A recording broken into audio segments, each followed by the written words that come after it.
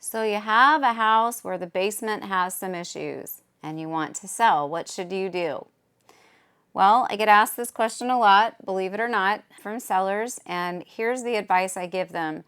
It is best to repair the basement. Sometimes you might just have a vertical crack that needs an epoxy injection, and other times you need far more.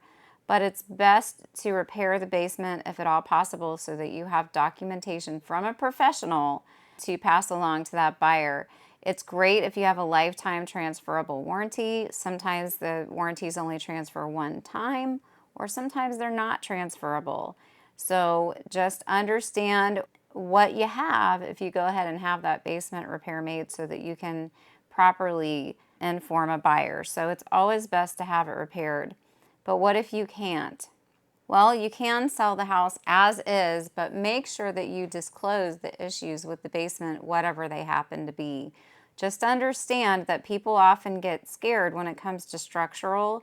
So if you have an estimate, at least you've had it evaluated, you just don't have the money to fix it, just understand what comes along with that, but still make sure that the problems and the issues that you've had are properly disclosed. And understand when you sell as is as well that wherever you list that property, you're probably not going to get as much money as the list price on that, because when you sell as is with issues with the property, you often have to chase the buyers down unless there's some kind of fight over the house on the front end when it gets listed. So just understand that about selling as is.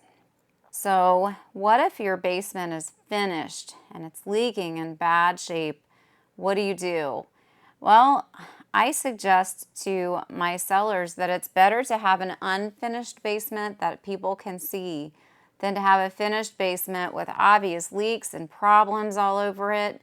So sometimes in the most extreme cases, we suggest going ahead and tearing everything out of that basement and just selling that house with an unfinished basement, because you'll probably get more money from the house that way than if you have a bunch of mold, if you have staining from leaks, if it smells horrible.